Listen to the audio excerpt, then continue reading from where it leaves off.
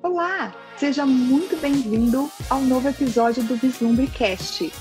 Se você ainda não é inscrito, se inscreve agora e receba em primeira mão todo o novo episódio que a gente lançar aqui. E hoje a gente vai falar de um tema que é essencial para qualquer gestor. A gente vai falar sobre a evolução da liderança sobre a ótica de projetos. Como esses gestores têm se adaptado às novas metodologias e à demanda de um mercado que está cada vez mais ágil, mais exigente. Iremos falar também sobre as habilidades essenciais que todo gestor precisa para entregar resultados de maneira efetiva. E teremos aqui para falar desse tema ninguém menos do que Beatriz Figueiredo, que é uma profissional super experiente, tanto no Brasil quanto aqui no Canadá. A Bia trabalhou em segmentos diversos, especialmente na área de tecnologia da informação e telecomunicações. Ela é especializada em gerenciamento de projetos, não só especializada, mas certificada. E a Bia vai trazer toda a experiência em liderança de equipes multidisciplinares e implementação de metodologias ágeis. Bia, seja muito bem-vinda ao VislumbreCast.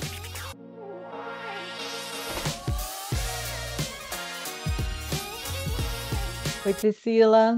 Tudo jóia? Ai, que legal, estou muito feliz. Prazer danado estar aqui. Que bom, Bia. Também estou muito feliz e muito animada em ouvir aqui toda a sua experiência. Eu tenho certeza que você vai contribuir muito com a gente. Para começar, Bia, conta pra gente. É diferente gerir projetos no Brasil e aqui no Canadá? Começou já com a pergunta quase que a final, né?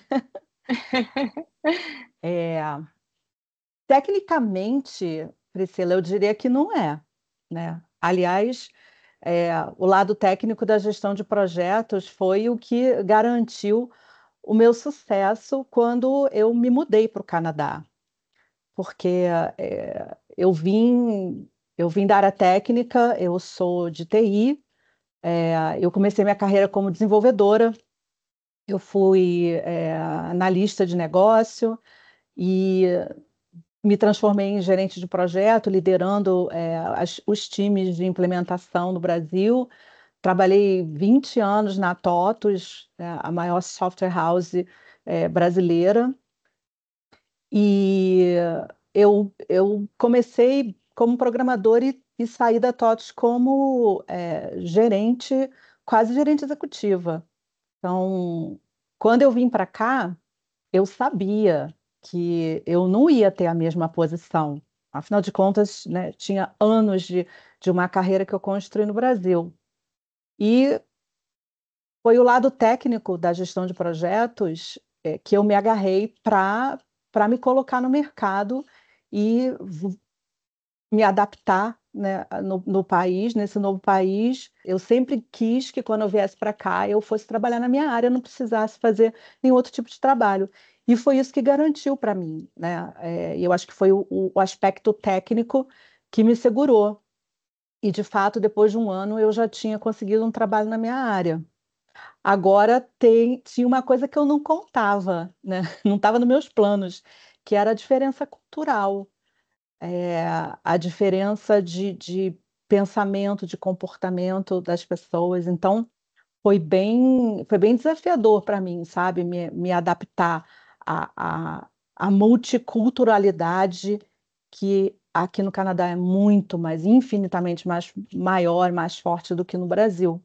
A gente lida lá com paulistas, gaúchos, mineiros, cariocas, né? E aqui a gente lida com canadenses, americanos, indianos, chineses, vietnamitas, pessoas com religiões completamente diferentes, hábitos, a comida, tudo que você imaginar. Então, acho que essa foi a parte mais difícil. E na prática, na sua visão, Bia, como que isso impacta o papel do líder na gestão de projetos? Impacta completamente, né? Porque é preciso entender essas diferenças. É, Quando a gente começa a falar de liderança ágil, né, que é uma liderança mais colaborativa, uma liderança tem esse jargão que é usado, né, do líder servidor. Eu nem gosto muito não desse nome, mas eu prefiro mais o líder que treina, o líder coach. Esse é a liderança moderna. Esse negócio do comando e controle ficou lá atrás. Eu fui nascida e criada nesse ambiente aí. Quando eu comecei a gerenciar projetos, a gente usava metodologia tradicional, waterfall, né? Então, era comando e controle, era esperado que o gerente de projetos dissesse tudo que tinha que ser feito, ele tomava as decisões, ele que tinha que direcionar a equipe nem ousava, né, de dar um passo, né, sem o gerente de projeto dizer se pode ou não pode, aprovar, direcionar, o que, nossa, hoje eu vejo que, nossa, como isso estava errado, né? Como a gente tinha espaço para melhorar. E aí, quando veio os métodos ágeis chegaram e que as equipes começaram a ter voz e que os líderes eles passaram a ser meros facilitadores e coach do time, porque o líder geralmente vai ter mais experiência, então ele tem muito a ensinar para o time dele, né? E ele também tem muito que aprender, então ele tem que aprender também a ouvir. Então esse clima de colaboração é que muda tudo. Então imagina isso, né? Colaborar, vencer esse costume de tomar as decisões, perder aquela sua hierarquia, aprender a ouvir seu time, aprender a treinar seu time e ainda por cima lidar com as diferenças que cada um tem. Então, essa é um desafio tremendo para quem gere como eu, né? E eu acho que para qualquer um, aqui no Canadá, falando, porque qualquer um, mesmo um canadense, ele lida com isso. Eu vou te dar um exemplinho rapidinho, sabe? Tinha no meu último projeto, antes desse que eu estou hoje, eu não podia marcar reunião nenhuma de sexta-feira à tarde, acho que era meio-dia às 3, porque era o horário eu tinha 3 meninos no time que eram muçulmanos, e era o horário deles fazer as rezas deles. E, cara, pode acabar o mundo. Ó, você vai perder o emprego. Tá bom, então tchau, mas eu vou rezar. Então, eles, cara, esquece. Eu tinha 3 no time que parava de meio-dia às 3 para fazer as orações, eu não podia marcar reunião. No início, eu achava isso um absurdo. Eu falei, mas como assim, gente? Esse pessoal é doido? Esse é meio-dia, como que você vai rezar? Mas eu tive que entender que é importante para essas pessoas. Isso era importante. E se eu pudesse acomodar, né, de não ter reunião na sexta-feira e o trabalho deles, que eles pudessem pegar essas horas para fazer as orações e depois eles trabalhassem, que era o que eles faziam, tudo bem. Não está comprometendo as entregas, não está comprometendo os prazos, ele está feliz e eu estou feliz. E aí eu falei, eu só tenho que aceitar e entender. Bastante diferente desse modelo mais convencional que regia quando você começou sua carreira, né, Bia? E me diz uma coisa, Bia, quando você olha essas mudanças todas, quais os principais desafios que, na sua visão, um líder de projetos enfrenta hoje para sair desse modelo mais convencional, mais hierarquizado, para um modelo mais ágil, mais flexível, que atende às necessidades atuais de mercado? Eu acho que aí tem dois pontos de vista diferentes. Um é do líder de projetos jovem, que já nasceu um pouquinho ali no final, né, na virada do negócio. Ele saiu da faculdade, ele estudou, ele trabalhou um pouquinho, e ele já meio que foi forjado no novo.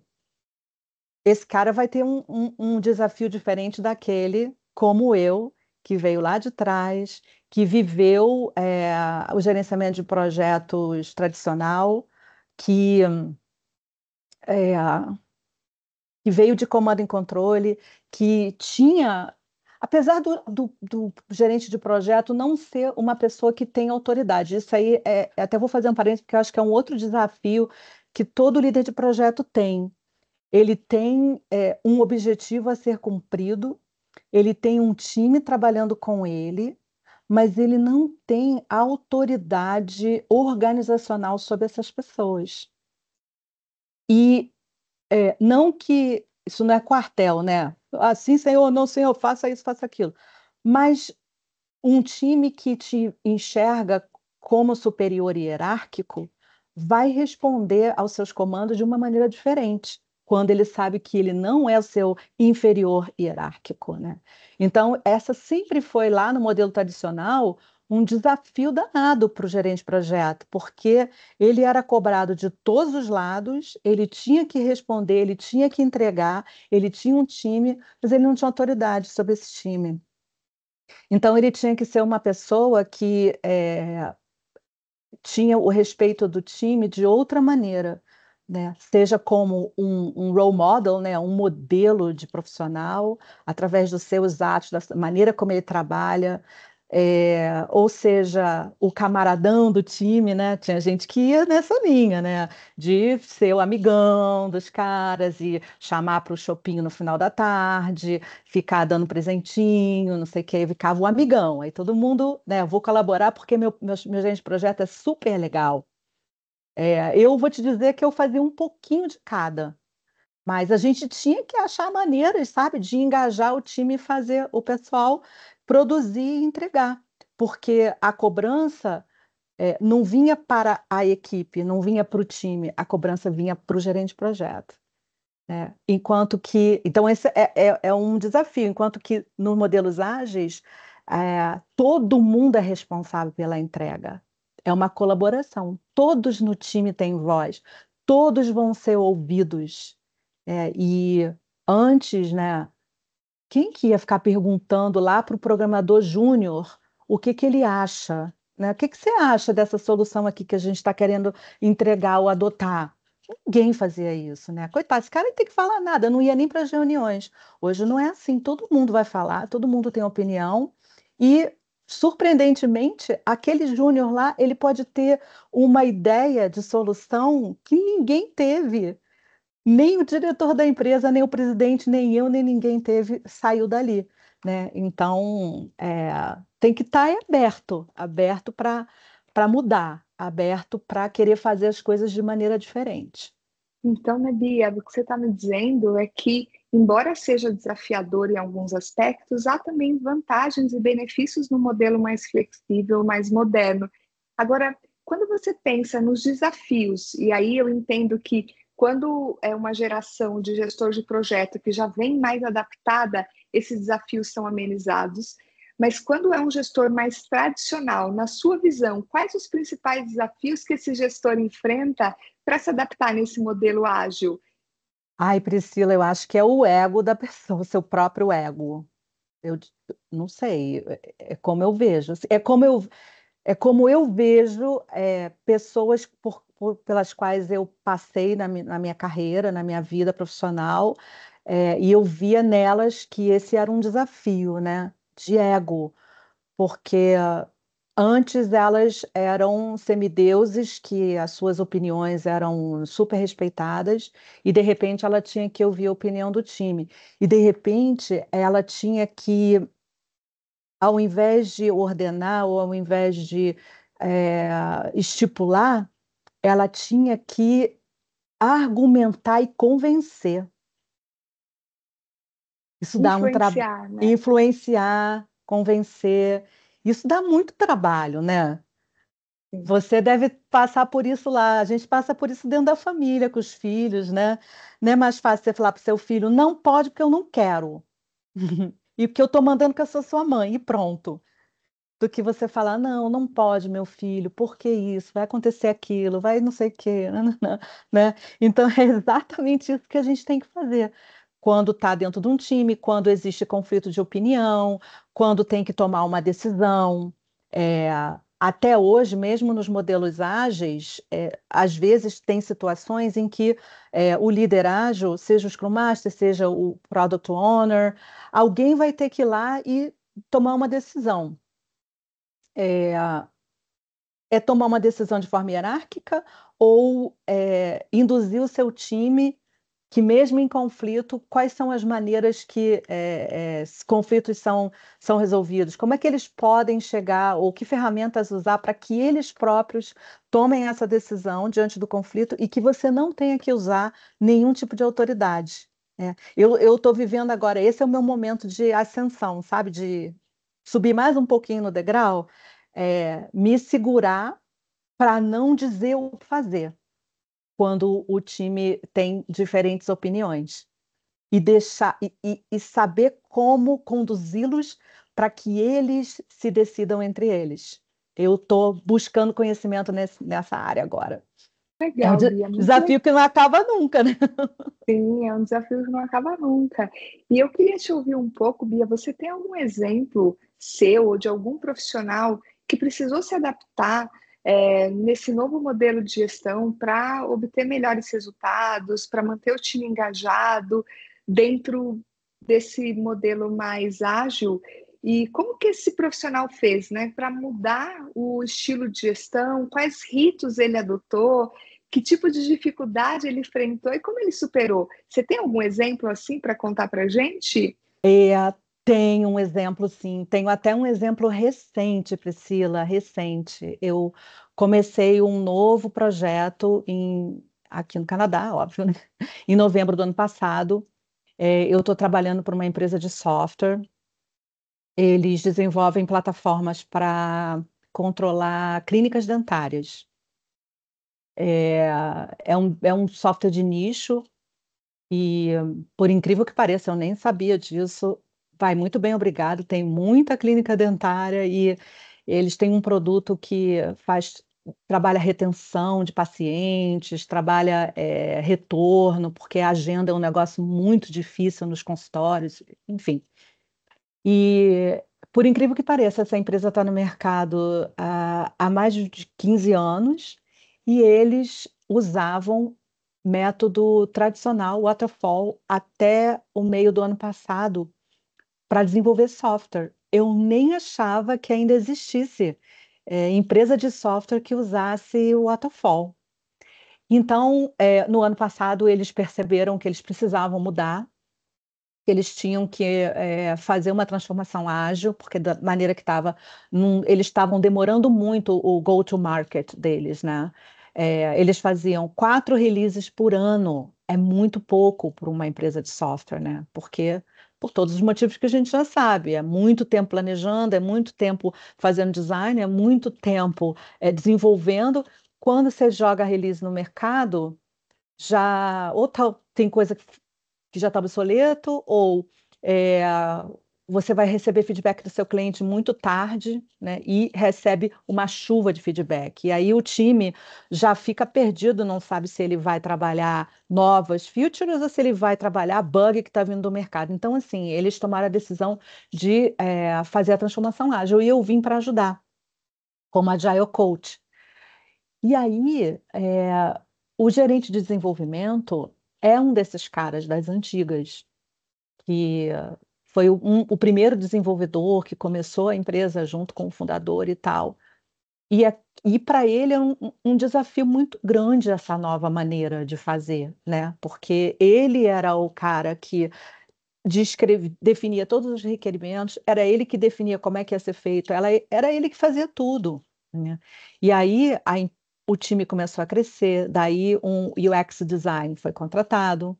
Então agora ele não podia mais dizer que a cor ia ser X, Y, ele não ia mais dizer que a ergonomia do site ia ser desse jeito. Não, agora tinha uma outra pessoa que estava responsável por isso.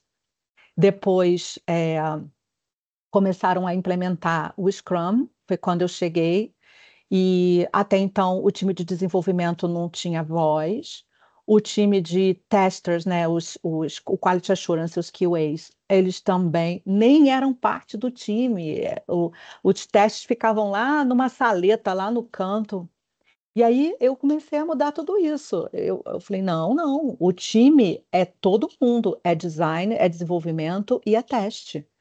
Os QAs são parte do time de desenvolvimento. Eles vão fazer parte das nossas reuniões de stand-up a partir da semana que vem. Eles vão fazer parte das discussões de refinamento das histórias a partir da semana que vem. Então, esse cara, ele ficou desesperado, porque ele começou a perceber a seara dele toda sendo invadida, né, por um monte de gente. E ele continuou, e ele continua até hoje com esse comportamento antigo, né? Indo lá e, não, mas eu fiz um documento aqui que não sei o quê. Eu falei, bom, esse documento foi submetido ao time? Você já passou para o resto do time para eles darem a opinião? Aí ele faz assim, roll eyes, né? Ele faz assim com o olho, porque ele não gosta disso. Então, esse cara, ele está com uma dificuldade muito grande de entender que agora não é ele mais determinando como as coisas vão acontecer. Ele não era nem gerente de projeto, ele era líder de desenvolvimento. Só que era um líder de desenvolvimento que decidia tudo. Então, isso está acontecendo agora, né? E aí, qual vai ser o futuro dessa pessoa? Ou ele se enquadra e passa a fazer parte do time, e passa a colaborar, e a cuidar, né, dos meninos que estão embaixo dele, e fazer coach com eles, ou ele não vai mais existir dentro da empresa, porque não vai ter espaço mais para gente assim. São mudanças bastante incrementais, Bia, pelo que você vem trazendo, que na prática acontece, né? Então, esse modelo antigo, ele não se encaixa mais à velocidade que o mercado exige em que produtos sejam criados, e para isso precisa ter mais pessoas trabalhando junto, pensando junto, para que seja mais rápido, mais efetivo e que atenda melhor às necessidades do mercado. E assim, Bia, te ouvindo, para mim está claro que não é só, quando você pensa em gestão de projeto, não é só sobre gerir processos, mas é muito mais sobre como gerir pessoas. E na sua visão, com a experiência que você tem, seja lá no Brasil ou aqui no Canadá, Bia, quais são os skills, soft skills necessários para um líder de projeto hoje, para um gestor de projeto? Acho que o primeiro skill é a comunicação. E aí, quando eu estou falando de comunicação, não é só saber emitir, mas eu acho que é muito mais saber receber a mensagem, saber ouvir do seu time, é, saber dar voz a cada membro do time, entender que todo indivíduo pode colaborar e colabora de maneira positiva, né? Então, comunicação fundamental, é, trabalho em equipe, colaborando, né? Ter essa abertura para colaborar, saber reconhecer, reconhecimento é fundamental. Aqui, uma das coisas que eu trouxe para essa empresa quando eu vim para cá foi a Kudu Box, né? A caixa de elogios. Eu não estou tendo ainda nenhum, que às vezes falta a palavra em português, às vezes falta, mas até agora não faltou. Então, o Kudu Box eu trouxe e a gente abre a caixa a cada 2 sprints, que são de 2 semanas. Então, 2 vezes por mês a gente abre a caixa. E aí tem até aqui atrás o Hall da Fama, né? A gente vai abrindo, vai lendo, né, aqueles elogios e a gente vai classificando ali quem recebeu mais, quem deu mais. Então a gente, no final, acaba até dando uma premiação para quem recebeu mais elogios e para quem elogiou mais também. E isso cria um ambiente de colaboração incrível, porque todo mundo quer ser elogiado, todo mundo quer ser reconhecido, né? Então, eu falei comunicação, falei colaboração, falei reconhecimento, e aí dentro de reconhecimento tem essas questões de empatia, de entender o outro. O exemplo que eu te dei, né, dos muçulmanos que precisam parar toda sexta-feira, meio-dia às 3, para fazer as orações deles. Se você não entender isso, hum, ninguém mais espera um gestor autoritário. Os membros de equipe agora são pessoas jovens, né? Eles estão aprendendo isso lá nas universidades, eles estão aprendendo isso em casa, eles aprendem na escola. Então, eles chegam aqui e eles querem ser tratados dessa maneira. Então, acho que esse líder ele tem que entender tudo que mudou. Então, em termos Uhum. de soft skill, eu diria que são esses três, assim, os principais. Bia, você acha que existe um equilíbrio entre controle, autonomia e liderança de projetos, um equilíbrio ideal? Como que você pode evitar, como gestor de projeto, que a busca por eficiência se transforme em microgerenciamento? É uma boa pergunta essa. Não só eu acho que o microgerenciamento acontecia mais nos métodos anteriores. Hoje em dia, a equipe tem tanta liberdade e a gente precisa confiar, né, na equipe que nem cabe. Eu deixei de ver, graças a Deus, líderes que fazem microgerenciamento. Tenho visto cada vez menos. Eh, e aí você perguntou, equilíbrio entre microgerenciar Entre e, microgerenciar, a e dificuldade, né, de equilibrar a eficiência, porque o gestor de projeto ele está sempre procurando eficiência. Então, como que ele equilibra, né, a questão da autonomia e do controle para que hum, a busca por eficiência não se transforme é, em microgerenciamento? microgerenciamento.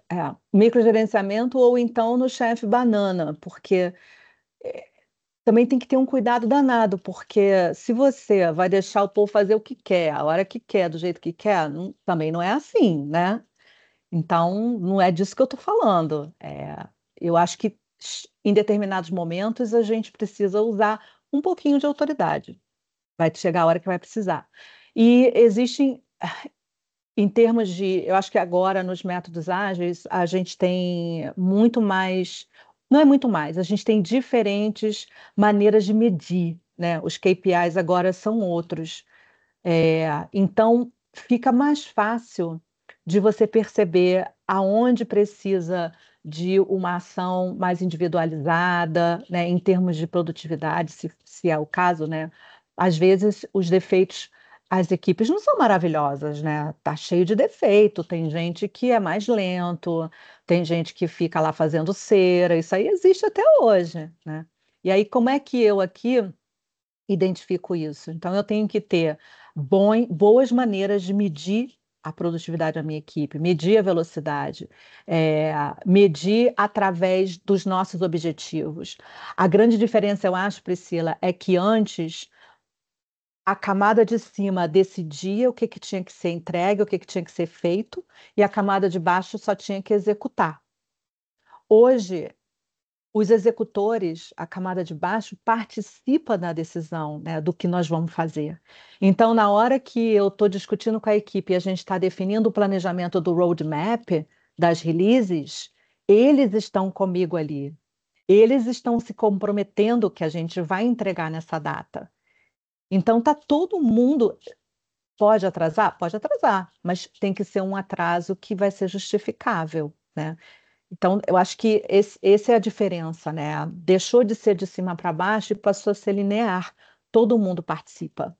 E aí está todo mundo ali imbuído, está todo mundo ali engajado. E aquele que não tiver, vai aparecer. E aí toma as decisões que tiverem que ser tomadas, né? Exatamente. Você estava falando, Bi, eu fiquei aqui me questionando como que é fazer todo esse trabalho de engajar a equipe, participá-los das decisões, ao mesmo tempo gerenciar de maneira efetiva, tracionando esse projeto para que ele seja entregue de acordo com o custo planejado, no prazo planejado, com a eficiência desejada. Como fazer isso em ambientes híbridos ou remotos? Porque também a gente sabe que essa é uma realidade, embora os times remotos, totalmente remotos, tenham diminuído bastante nos últimos tempos, existem muitas empresas que ainda trabalham no formato híbrido. E como que se impactou o gestor de projeto? Talvez no início, eu não peguei muito, porque na época da pandemia foi quando eu estava fazendo a minha transição. Então, eu até peguei já o trabalho remoto, mas eu peguei o trabalho remoto já todo organizadinho, sabe? Já todo encaixado. Eu não participei dessa transição maluca que eu imagino que deva ter sido, né, no início da pandemia. Mas eu vejo que hoje não importa muito qual é o canal que está sendo usado, se é a sala de reunião ou se é uma sala de reunião no Teams. As pessoas, elas vão se engajar da mesma maneira. Nós vamos fazer a mesma reunião de roadmap e vai estar todo mundo lá. É, a gente vai. Tem uma outra coisa também que é quando a gente está adotando métodos ágeis, a gente consegue pegar os desvios muito rápido, porque eu estou entregando em são pequenos entregáveis, né? Eu não preciso esperar eu ir é, o meu plano de projeto inteirinho, né? A minha schedule todinha para achar um desvio. Não, eu dividi tudo que eu tenho para entregar em pequenas entregas, e cada dessas pequenas entregas eu estou ali monitorando, porque eu sei quando cada entrega tem que ser feita. Se ela não for feita, tem alguma coisa errada. O que está acontecendo? Por que que a gente não está entregando? A velocidade do time caiu. Foi porque a gente está passando. Vocês estão ficando em casa, vendo televisão e não estão entregando, né? É, eu continuo tendo as mesmas formas de medir que eu tenho no escritório presencial, eu continuo tendo remoto. Então, eu acho que é tá ali em cima das medições, sabe? Sempre verificando. Então, a gente tem as cerimônias, por isso que ao final de 2 semanas eu tenho uma entrega esperada e eu tenho a reunião de retrospectiva, porque se eu não atingir, por que que não atingiu? A gente tinha um sprint goal aqui, um objetivo da sprint que a gente não atingiu, mas por quê? Hoje mesmo eu estava conversando com a minha diretora e ela estava me pedindo a produtividade de um determinado membro da equipe. Eu já tinha reparado, ele entrega muito menos que os outros, em termos de desenvolvimento, né, de pontuação, ele entrega menos, e nessa sprint agora ele entregou menos ainda. E aí ela me pediu os números dele, eu tenho, né? Então, que ela vai fazer com isso? Não sei, mas ela está de olho também. Então, sabe, não dá para se esconder, não dá para se esconder. Seja presencial ou remoto, se estiver fazendo corpo mole, o líder vai pegar, ele vai saber. Então, o segredo, pelo que você está me falando, está na gestão por indicadores. Na Por medida em que eu indicar. tenho um KPI bem definido e eu faço a cadência, né, desse acompanhamento, eu vou ter uma efetividade maior, independente de ser uma equipe presencial, uma equipe totalmente remota ou uma equipe híbrida. Perfeitamente. Você fez um bom resumo, usou umas boas palavras, palavras que às vezes me faltam. E me diz uma coisa, Bia, inteligência artificial. Como que um gestor de projetos pode utilizar a inteligência artificial, que tem sido o grande tema do momento, em prol da eficiência e de uma melhor gestão? Nossa, muita coisa.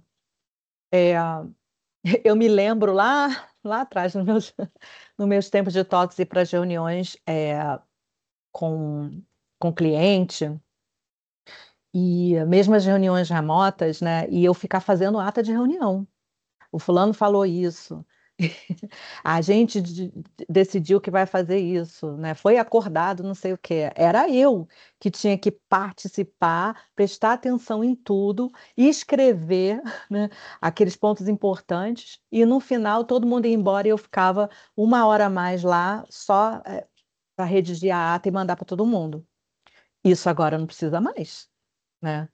Tá, tem inúmeros aí AIs que fazem isso. Escuta toda aquela gravação e cospe a ata de reunião para você. É, esse é só um exemplo. A gente hoje usa inteligência artificial para escrever as histórias de usuário. Os desenvolvedores, alguns aqui, eles usam IA para fazer o início do code deles lá. Eles não vão do zero, não, eles pegam lá e. Então, só melhora, eu acho, só ajuda na produtividade. Existem já. O próprio PMI tem vários cursos e ferramentas próprias do PMI. Ele tem lá o LLM dele lá que chama Infinity, que é o concorrente do ChatGPT, só para assuntos de gestão de projetos, seja tradicional ou ágil, né?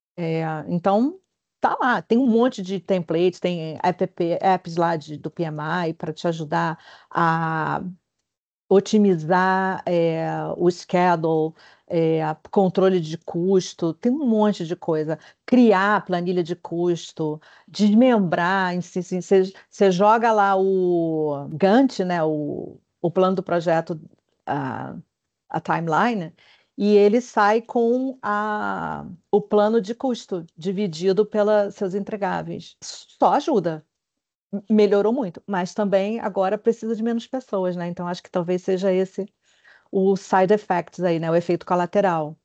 É, eu, eu já tive projetos no Brasil que era eu e mais dois coordenadores de projeto, que ficavam me ajudando com todo esse trabalho de documentação, e depois eles viravam outros gerentes de projeto, né? Mas começavam como coordenadores na equipe. Hoje em dia, pelo menos um desses coordenadores não deve precisar mais, porque todo esse trabalho braçal a IA está fazendo. Muito interessante, Bia. E assim, esse é um caminho sem volta, né? Uma evolução que tem acontecido a cada dia. A gente tem dito sempre aqui, né, que dificilmente as IAs elas vão substituir o trabalho humano, porque tem todo um trabalho de análise, tem todo um trabalho de cadência que só o ser humano consegue fazer, mas o ganho de eficiência ele é evidente. Então, a gente sempre fala aqui, né, as IAs não vão substituir o ser humano, mas se você é um ser humano e você não sabe trabalhar com IA, cuidado, porque certamente o seu emprego pode estar em risco. Então, Sim. acho que é um pouco disso que você está falando, né? Quanto mais capacitados esses times, esses gestores estiverem para utilizar a IA, mais eles estarão trabalhando a sua empregabilidade, né? Mais preparados Sim, para esse novo mercado eles estarão. sem dúvida. Muito legal, Bia. A gente está indo aqui para o final do nosso papo. Eu já quero convidar vocês a seguirem a Bia no LinkedIn. A Bia sempre compartilha coisas muito interessantes por lá. Vou convidá-los também se você está assistindo aqui, está gostando do nosso bate-papo, se inscreva no nosso canal, porque toda vez que tiver um episódio novo, você vai ser notificado e vai poder ver em primeira mão. E tem muita gente legal que tem planejada para vir conversar com a gente. E aí, Bia, para a gente poder ir fechando aqui a nossa conversa, que está boa demais, eu estou adorando. Conta para a gente, Bia, se você pudesse fazer uma lista dos principais erros que você viu esses gestores, os quais você tem acompanhado durante a sua carreira, cometerem durante a gestão de um projeto. Quais são esses erros? O que você ressaltaria aqui para que todo mundo que está começando a gerir projetos ou, enfim, já é experiente, está passando por desafios, por mudanças, qual a atenção que esses profissionais precisam ter? Quais são os erros que eles deveriam evitar? Tem alguns até que eu mesma cometi, né? Por isso eu aprendi. Acho que um deles é não ouvir, ouve com atenção e explora o que o seu cliente quer. Qual é o real problema dele? O que ele está esperando de você? O que ele espera do projeto? O que ele espera do produto que está sendo desenvolvido? O que ele de fato precisa? A gente tem a tendência de achar que entendeu o problema e já vir com a solução, né? Ah, eu tenho uma solução aqui mais maravilhosa, mas maravilhosa para mim, sei lá se é o que ele quer. Então, assim, esmiuça, gasta tempo mesmo, sabe, entrevistando o teu usuário. Tem um outro, isso porque eu vivi, né? Eu sei porque eu cometi esse erro. Tem uma outra coisa que está mais ligado ao time, às equipes. Não deixa escapar a chance de treinar, de ajudar e ensinar um membro da tua equipe, sabe? Um subordinado seu, um colega seu. Esse foi um erro que eu cometi durante muito tempo, porque tinha pressa, tinha que fazer as coisas, tinha que entregar, e às vezes existem pessoas que são muito técnicas, principalmente os desenvolvedores, eles não gostam de documentação. É normal isso, né? E aí, o que que eu fazia lá atrás? Então me dá isso aqui que eu faço. Deixa que eu me dá aqui que eu faço. E eu ficava fazendo o trabalho deles. Então eu estava totalmente errada, porque eu deixava de explorar, influenciar e ajudar a desenvolver, né, essa deficiência que aquela pessoa tinha ali, que ela precisava melhorar. Então, esse foi um outro erro. Ter pressa em fazer as coisas, achar que eu fazia melhor, desde que do meu jeito é melhor, e perdi a chance de formar alguém, né? E o que mais? Quando a gente fala em projeto, risco é uma coisa que é muito negligenciada. Procurar risco, anotar risco, fazer reunião de risco, perguntar sobre risco, trazer preocupações com risco nas reuniões. Aí você fica até meio chato, sabe? E lá vem a chata do risco.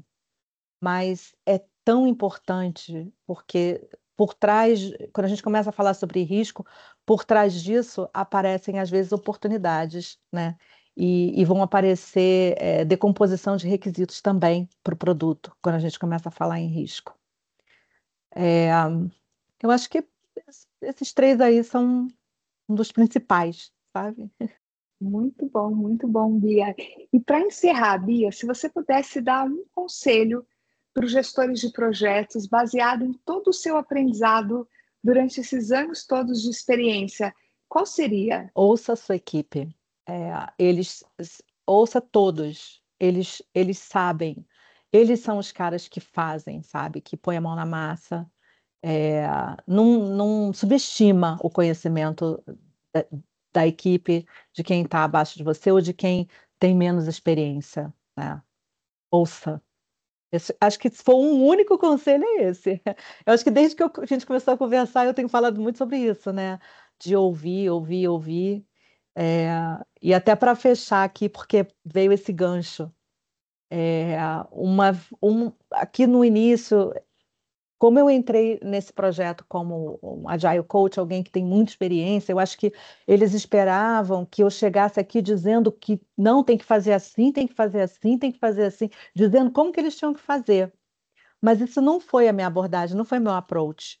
Algumas coisas eu trouxe pronta, mas outras eu deixei eles definirem como eles queriam fazer. Eu sabia que ia dar errado, mas eu não falei nada. Tá bom? Vamos fazer assim. Passava 2 sprints, eles. Mas isso aqui não tá bom, não sei o quê. Eu falei, gente, vocês lembram quando a gente conversou sobre isso lá atrás? Eu não.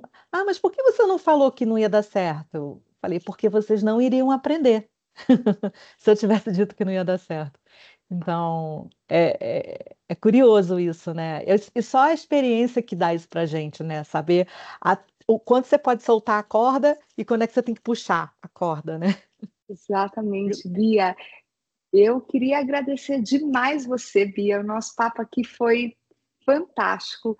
Acho que você trouxe muito da sua experiência, muita prática, problemas reais que gestores de projetos de fato encontram no dia a dia. Então, super obrigada. Já quero deixar aqui o convite para a gente poder fazer um outro bate-papo desse mais para frente, Bia, e aí a gente faz presencial. Eu vou aí em downtown para que a gente tome um café juntas e converse de um outro tema relevante aqui para o nosso público. Então, queria muito agradecer, foi incrível. E, gente, você que é gestor de projetos, você não pode perder de jeito nenhum esse bate-papo aqui com a Bia. Então, segue a gente e a gente vai trocando. Sigam a Bia lá também no LinkedIn. Quem quiser aprofundar essa conversa, pode te procurar lá, né, Bia, no LinkedIn, poder compartilhar experiências, fazer benchmark. Pode, Bia? Claro que pode, claro que pode. Quem quiser. Tem muita gente que às vezes me procura porque está querendo se mudar para o Canadá, né? E quem tiver com esse pensamento, com esse desejo, também me procura lá, que eu não sou agente de imigração, não, mas nessa parte profissional eu posso ajudar.